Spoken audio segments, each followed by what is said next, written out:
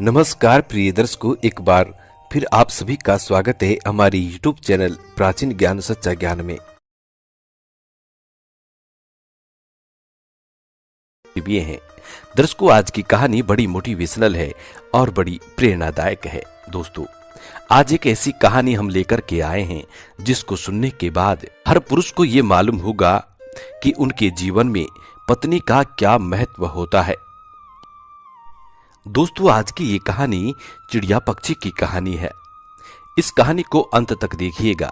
प्रिय दोस्तों, इस कहानी के बारे में कहा जाता है कि जो पुरुष, जो महिला इस कहानी को चित्तमगन होकर और पूरे ध्यान से सुनते हैं, दोस्तों, उन लोगों के घर में कभी पति पत्नी में झगड़े नहीं होते हैं, कभी उनके घर में कलह नहीं होता है। दोस्तों, एक बात तो आप भी जानते होंगे कि जिस घर में पति पत्नी में झगड़े नहीं होते हैं, उस घर में मां लक्ष्मी का बहुत जल्द आगमन होता है। वो लोग कभी गरीब नहीं रह सकते, उनके घर में धन धान्य की कोई कमी नहीं होती है। दोस्तों, और जिस घर में पति पत्नी में आए दिन झगड़े होते हैं, उस घर में लक्ष्मी का वास होता है, दरिद्रता का वास होता है। इसलिए दोस्तों, आज की इस कहानी को पूरी सुनिएगा।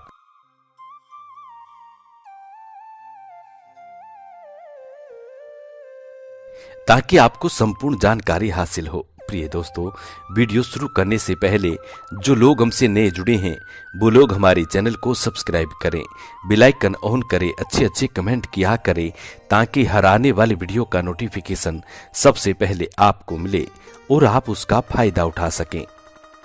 प्रिय दोस्तों, प्राचीन काल में एक क्रूर और पापात्मा एक बहेलिया रहे। वो सदा पक्षियों को मारने के नीच कर्म में प्रवृत्त रहता था। उस दुरात्मा का रंग कौवे के समान काला था और उसकी आकृति ऐसी भयानक थी कि सभी उसे घृणा करते थे। उसकी लाल लाल आंखों को देखकर तो डर लगने लगता था। वह दुष्ट नित्य प्रातःकाल ही उठकर वन में जीव हत्या के लिए निकल पड़ता था और पेड़ों की डाल पर बैठे हुए पक्षियों तथा छोटे मोटे पशुओं को अपने पैने बाणों से मारता था। प्रिय दोस्तों, कभी भी ये व्यक्ति क्रूर कर्म करते हुए धर्म व अधर्म की चिंता नहीं करता था। चिड़ियों को मारकर बेचना और उससे जीविका अर्जित करना वे अपना परम धर्म समझता था। दोस्तों, अब एक दिन की बात है, वो पक्षियों की खोज में वन में फिर रहा था। फिरते फिरते उसे शाम हो गई। उसी समय जोर की आंधी उठी और आंधी के वेग से वृक्ष लड़खड़ाकर गिरने लगे और वृक्षों के ऊपर बैठे पक्षी भी त्रस्त होकर नीचे गिरने लगे। प्रिय दोस्तों, आंधी के साथ ही आकाश में मेघों का भयानक गर्जन होने लगा और थोड़ी ही देर में चारों तरफ बिजली चमकने लगी और मूसलाधार वर्षा होने लगी। प्रिय दोस्तों, थोड़ी ही देर में चारों ओर पानी ही पानी भर गया और तेज हवा के कारण कड़ाके की सर्दी पड़ने लगी। अब उस बहेलिया का सारा शरीर कांपने लगा। वह घबराकर इधर उधर आश्रय ढूंढने लगा, लेकिन उसे कहीं भी कोई सहारा नहीं दिखाई दिया। चारों ओर जिधर देखो उधर पानी ही पानी भरा हुआ था और उसके अलावा तीव्र वायु सन सन करके बह रही थी। उससे उस क्रूर बहेलिये को भी उस निर्जन वन में डर लगने लगा था। प्रिय दोस्तों, वो बहेलिया अब कहीं छिपने का विचार करके आगे भागा। थोड़ी दूर जाने पर उसे एक चिड़िया पेड़ की जड़ में बैठी हुई दिखाई दी, जो वह शीत के कारण कांप रही थी। बहेलिया ने तुरंत ही उस चिड़िया को पकड़ लिया और पिंजरे में बंद कर लिया। अपनी उस निस्सहाय अवस्था में भी उसने उस चिड़िया को कष्ट देने में तनिक भी संकोच नहीं किया। प्रिय दोस्तों, चिड़िया अपने पति और बच्चों को छोड़कर कहीं भोजन की तलाश में घर से बाहर निकली थी, लेकिन उस क्रूर व्याध के चुंगल में फंसने के कारण वह बहुत दुखी होने लगी। पति और बच्चों की याद करके विलाप करती हुई बोली कि हे क्रूर बहेलिया, मुझे छोड़ दे। देख, मेरी याद में मेरे पति और मेरे बच्चे दुखी होकर रो रहे होंगे।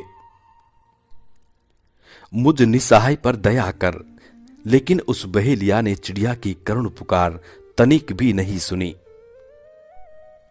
और वे सीधा बढ़ता हुआ आगे चला गया। प्रिय दोस्तों, कुछ दूरी पर मेघ के समान नीला एक वृक्ष उसे दिखाई पड़ा। वह वृक्ष के नीचे रुक गया और वहीं पर पिंजरा रखकर आराम करने के लिए बैठ गया। थोड़ी ही देर में आकाश से बादल हट गए और तारे दिखाई देने लगे। वायु का वेग भी कम हो गया था, लेकिन सर्दी फिर भी काफी थी। बहेलिया उस डरावनी रात को अपने घर लौटने का साहस नहीं करके वहीं पर पेड़ के नीचे उस वृक्ष के नीचे बैठ गया और सोते समय उस वृक्ष से कहने लगा कि हे वृक्षराज, तुम पर जो देवता रहते हैं, मैं उन्हीं की शरण में हूं, मेरी रक्षा करें। इतना कहकर बहेलिया कुछ पत्ते बिछाकर और एक पत्थर पे सिर रखकर लेट गया। प्रिय दोस्तों, उसी वृक्ष पर पिंजड़े में बंद चिड़िया का पति चिड़ा रहता था। जब काफी रात बीत जाने पर भी चिड़िया वापस नहीं आई, बच्चे भूख के कारण बिलबिलाने लगे, तो चिड़ा ने दुखी होकर कहा, हाय कैसी भयावनी रात है और अभी तक मेरी प्रिय घर नहीं आई है। न जाने वह इस समय कहाँ भटक रही होगी। हाय विधाता, कहीं उसके ऊपर कोई विपत्ति तो नहीं आ गई। प्रिय के बिना आज मेरा ये घर सूना दिख रहा है। सच है दोस्तों, गृहस्थ का घर पुत्र, पौत्र और पुत्र वधु सेवकों के होने पर भी अपनी भार्या से हीन होने पर खाली ही है। तभी तो श्रेष्ठ व्यक्ति भार्या से हीन घर को घर नहीं कहते हैं। भार्या से हीन घर तो निर्जन वन की तरह लगता है और वे सदा व्यक्ति के चित्त को पीड़ा पहुंचाता रहता है। प्रिय दोस्तों, वो चिड़ा आगे और कहता है, आगे और रुदन मचाता है, यदि आज मेरी प्रिय लौट कर नहीं आई तो मैं भोर तक जीवित नहीं रहूंगा। हाय वे कैसी अच्छी थी, मेरी भक्ति भाव से सेवा करती थी, मेरे दुख में दुखी होती थी और मेरे सुख में सुखी होती थी। प्रिय दोस्तों, चिड़ा और कहता है कि वो व्यक्ति धन्य है जिसको ऐसी पतिव्रता भार्या प्राप्त हो।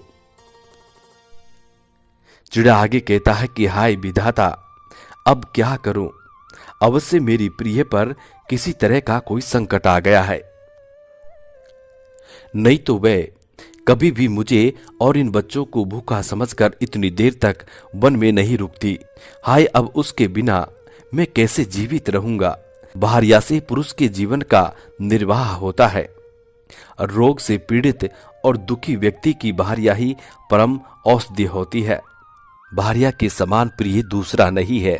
धार्मिक कृत्यों में भार्या ही पुरुषों की सहायता करती है। जिसके घर में पतिव्रता प्रियवादिनी भार्या नहीं है, उसका तो घर छोड़कर कहीं चले जाना ही अच्छा होता है।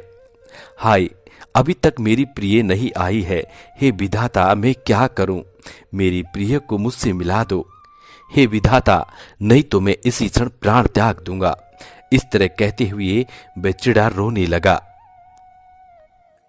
प्रिय दोस्तों, उस चिड़े की इन सभी बातों, वो चिड़िया पिंजरे में बंद अपने पति की इन सभी बातों को पिंजरे में ही बैठी बैठी सुन रही थी। वह भी अपने पति को इस तरह अपने वियोग में दुखी देखकर रो पड़ी और कहने लगी, हे नाथ, जिस प्रिय की याद करके आप विलाप कर रहे हैं, वह मैं यहां पर हूं, इस बहेलिये के चुंगल में फंसी हुई हूं। इसने मुझे अपने पिंजरे में बंद कर रखा है, इसी कारण मैं आपके पास नहीं आ सकती। हे प्राणनाथ, आप मेरे गुणों की प्रशंसा कर रहे हैं, ये सुनकर मेरा हृदय गदगद हो उठा है।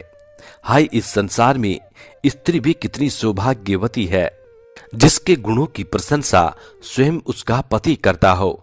हे नाथ, आज मैंने अपनी सभी सेवाओं का फल पा लिया है, इसलिए अब मुझे मृत्यु का तनिक भी भय नहीं है।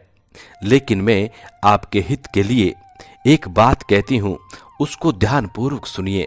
प्रिय दोस्तों, अपनी प्रिय की मधुर वाणी सुनकर कबूतर के रोम रोम में नवस्फूर्ति जाग उठी।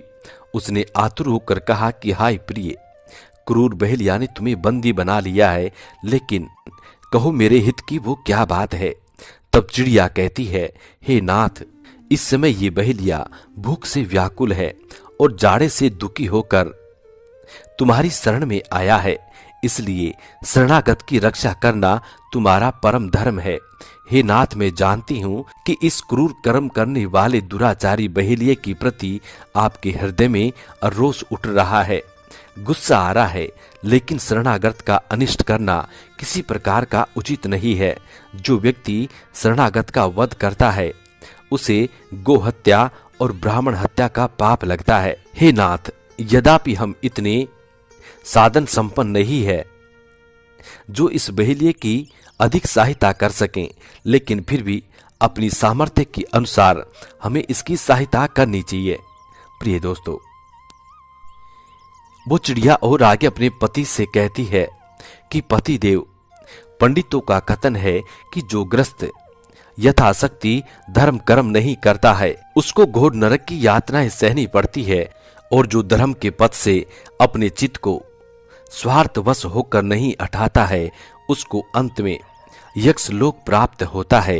हे प्राणनाथ, इसी कारण मैं कहती हूँ कि आप अपनी देह की चिंता छोड़कर आए हुए इस शरणागत का सत्कार करो, मेरी चिंता छोड़ दो और धर्म का पालन करो।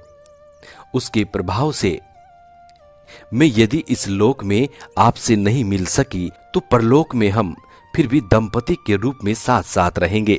प्रिय दोस्तों, इतनी बातें चिड़ी चिड़ा से कहती है। प्रिय दोस्तों, चिड़ी की इस तरह की करुण वाणी सुनकर चिड़ा गदगद होकर कहने लगा कि हे देवी, तुम धन्य हो जो स्वयं बंदी होकर भी इस क्रूर बहेलिये के हित की कामना करती हो। विधाता ने मुझे कैसा भाग्यशाली बनाया है जो तुम जैसी करुणाहृदय भार्या मुझे मिली है। अब मैं अपने जीवन की चिंता छोड़कर अवश्य शरणागत बहेलिये का सत्कार करूंगा। इतना कहकर चिड़ा वृक्ष से नीचे उतर आया और बहेलिये के सामने खड़े होकर कहने लगा, हे महानुभाव, आप किसी प्रकार से दुखी न होइए। आप मेरे अतिथि हैं और अतिथि का सत्कार करना ग्रस्त का परम धर्म है। इसलिए कहिए, मैं आपकी क्या सेवा कर सकता हूं। आज मैं आपके लिए अपने जीवन को भी त्याग करके अपने धर्म का पालन करना चाहता हूं। शास्त्र का कथन है कि यदि शत्रु भी अतिथि के रूप में घर पे आए तो उसका भी शुद्ध मन से स्वागत करना चाहिए। जो मनुष्य वृक्ष काटने के लिए जाता है उस पर से वृक्ष कभी भी अपनी छाया ये सोचकर नहीं हटाता है कि ये मनुष्य मेरा अनिष्ट करने आया है। ही महा से घर में आए अतिथि का सत्कार करना तो सभी का धर्म है, लेकिन पंच यज्ञ करने वाले गृहस्थों का तो ये परम धर्म है।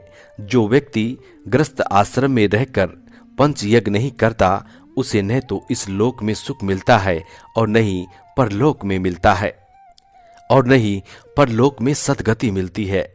हे महासे, आप बताइए मैं आपकी क्या सेवा करूं। इतनी बातें चिड़ा उस बहेलिया से कहता है। प्रिय दोस्तों, उस चिड़ा की इतनी बात सुनकर बहेलिया पक्षी की विशिष्टता के ऊपर आश्चर्य करने लगा। वह बहेलिया इस समय जाड़े के कारण थर-थर कांप रहा था। उस बहेलिया ने कांपती आवाज में कहा कि हे दयालु चिड़िया, मैं इस समय जाड़े के मारे ठिठुर रहा हूं। तुम कोई ऐसा उपाय करो जिससे मैं इस ठंड से बच सकूं। बहेलिया की बात सुनकर चिड़ा तुरंत इधर उधर से सूखी पत्तियां बीन कर लाया और उन्हें एक स्थान पर इकट्ठा कर दिया, और उन्हें जलाने के लिए आग मांगने के लिए वे लुहार के पास गया और वहां से आग लाकर उसने उन पत्तों को ढेर को सुलगा दिया। प्रिय दोस्तों, इस आग से उस बहेलिया ने अपना जाड़ा मिटाया। उसका कांपना बंद हो गया और वह स्थिर होकर बैठ गया। उसके बाद फिर चिड़ा ने पूछा, हे अतिथि बोलिए, अब मैं आपकी और क्या सेवा करूं।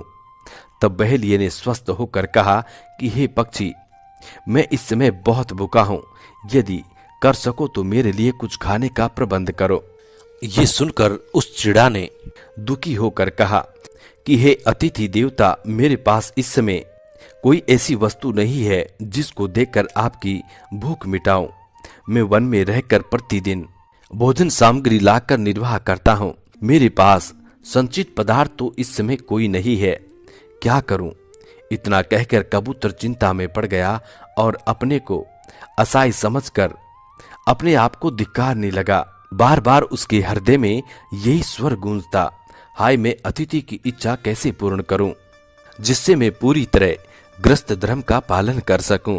वे कितना भी सोचता, लेकिन उसे कोई भी वस्तु ऐसी दिखाई नहीं देती जिसे देखकर वे बहेलिया की भूख को मिटा सके।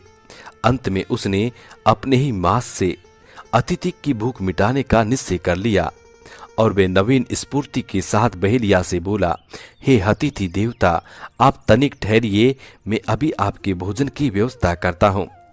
फिर उस चिड़े ने सूखे पत्ते इकट्ठे किए और बुझती हुई आग को और भी ज्यादा सुलगा दिया। अग्नि को पूरी तरह प्रज्वलित देखकर वे बहेलिया से कहने लगा, हे अतिथि देवता, ऋषियों और पंडितों ने अतिथि की सेवा को ही परम धर्म बताया है, इसलिए मैं अपने शरीर को बलिदान करके भी आपकी इच्छा पूर्ण करूंगा। आप मेरे मांस को खाकर अपनी भूख मिटाइए। इतना कहकर उस चिड़ा ने अग्नि की 3 बार प्रदक्षिणा की और फिर वे अग्नि में कूद पड़ा। बहेलिये के देखते देखते वे जल गया। उस पक्षी को अपने धर्म के पीछे मरते देखकर बहेलिया का कठोर हृदय हिल गया। वे अपने आप को धिक्कारने लगा। बहेलिया को आज पहली बार ज्ञात हुआ था कि वे पक्षियों को मारकर महापाप करता है और अवश्य ही उसके फल स्वरूप परलोक में उसकी दुर्गति होगी। प्रिय दोस्तों, बहेलिया अपने पापों का प्रायश्चित करता हुआ वह उस चिड़ा की मृत्यु पर रोने लगा और कहने लगा, हाय मैं मनुष्य होकर भी कैसा पापी हूं, अधर्मी हूं। ये एक चिड़ा पक्षी होने पर भी कितना उदार हृदय है और धार्मिक है। अवश्य ही मुझे इस जीवन में सुख शांति प्राप्त नहीं होगी और मेरी मृत्यु के पश्चात भी यम के दूत भयानक क्रूरता के साथ मेरे शरीर को जलती अग्नि में तपाएंगे। हाय विधाता, अब मैं क्या करूं? जब चिड़ा पक्षी ने मेरे लिए अपने प्राण त्याग दिए हैं तो मैं भी अब अपने इस पापी जीवन को नहीं रखना चाहता हूं। मैं भी इसी अग्नि में जलकर अपने प्राण त्याग दूंगा। ये निश्चय करके बहेलिया ने कबूतरी को अपने पिंजरे से निकाल दिया और उसी क्षण लग्गी सलाका पिंजड़ा आदि सभी सामान को फेंक दिया। चिड़िया निकलकर अपने पति के लिए शोक करने लगी। वे रोती हुई कहने लगी, हाय मेरे नाथ, आप चले गए और मुझे अनाथ और विधवा बनाकर यहाँ छोड़ गए। अब इस संसार में मेरा क्या आधार है? विधवा स्त्री अनेक पुत्रों के होने पर भी दुखी रहती है। हे प्राणनाथ, आपके बिना मैं एक पल भी जीवित रहने की कामना नहीं कर सकती हूँ। पिता पुत्र बंधु परिमित सुख देते हैं। स्त्री को अपरिमित सुख देने वाला पति के सिवा और कोई नहीं है। पति ही स्त्री का एकमात्र आधार होता है। इस तरह विलाप करती हुई वो चिड़िया बहेलिये के सामने ही जलती आग में कूद पड़ी और अपने पति के साथ जल गई। प्रिय दोस्तों, अब दूसरे ही क्षण बहेलिया ने आश्चर्यचकित होकर देखा कि चिड़िया और चिड़ा दिव्य पुरुष और स्त्री के रूप में इंद्र के विमान में बैठकर स्वर्गलोक में चले गए। प्रिय दोस्तों, अब तो वो बहेलिया अपने पापी जीवन को और भी अधिक धिक्कारते हुए बहेलिया वहां से आगे चल दिया और उसने सद्गति प्राप्त करने के लिए तप करने का निश्चय किया। ईर्ष्या और मोह छोड़कर वह केवल वायु सेवन करते रहने का संपूर्ण संकल्प करके आगे बढ़ा। कुछ ही दूरी पर उसको एक सरोवर दिखाई दिया। वह सरोवर कमलों और अनेक प्रकार के पक्षियों को शोभित करता था। प्रिय दोस्तों, उपवास करते हुए बहेलिया ने लालच के वश होकर उस सरोवर की ओर देखा तक नहीं और सीधा चलता ही गया। झाड़ियों से उसका शरीर पूरी तरह छिद गया था, लेकिन फिर भी उस बहेलिया ने उसकी तनिक भी परवाह नहीं की। रक्त उसके शरीर से बहने लगा, लेकिन वह अपने घाव को सहलाने के लिए भी किसी स्थान पर नहीं रुका। अपने पापों का प्रायश्चित करता हुआ वह आत्मगिलानि से भरे हुए हृदय को लेकर आगे बढ़ता ही जा रहा था। कुछ ही दूरी पर उसे पशुओं की भयानक आवाज सुनाई देने लगी और जो ही वह कुछ और आगे बढ़ा तो उसने देखा कि दावाग्नि से वन में वृक्ष जल रहे हैं। तीव्र वायु चलने लगी थी, जिससे आग अपना प्रलय काल का सा रूप लेकर सारे वन को जलाकर छार कर देने के निश्चय से आगे बढ़ती चली आ रही थी। बहेलिया की आत्मग्लानि इतनी बढ़ चुकी थी कि उसने अग्नि में जलकर अपने पापों का प्रायश्चित करना ही ठीक समझा और वो इसी बात को सोचकर सीधा उस दावाग्नि के भीतर बढ़ता चला गया। क्षण भर में ही अग्नि की लाल लपटे बहेलिया को निकल गई। उसका शरीर जलकर छार हो गया। उसी क्षण उसके जीवन के सारे पाप भी उस अग्नि में जलकर नष्ट हो गए और वह पूरी तरह से पापों से मुक्त होकर स्वर्गलोक को चला गया।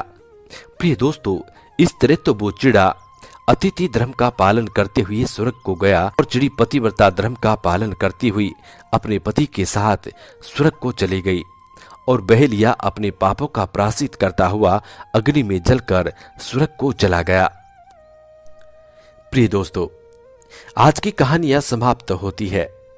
आशा करते हैं कि आज की ये कहानी आप लोगों को बेहद पसंद आई होगी और इस कहानी से आप ढेर सारे लाभ उठाएंगे। मिलते हैं दोस्तों आने वाले नेक्स्ट वीडियो में। तब तक अपना ख्याल रखें। जी नमस्कार, धन्यवाद।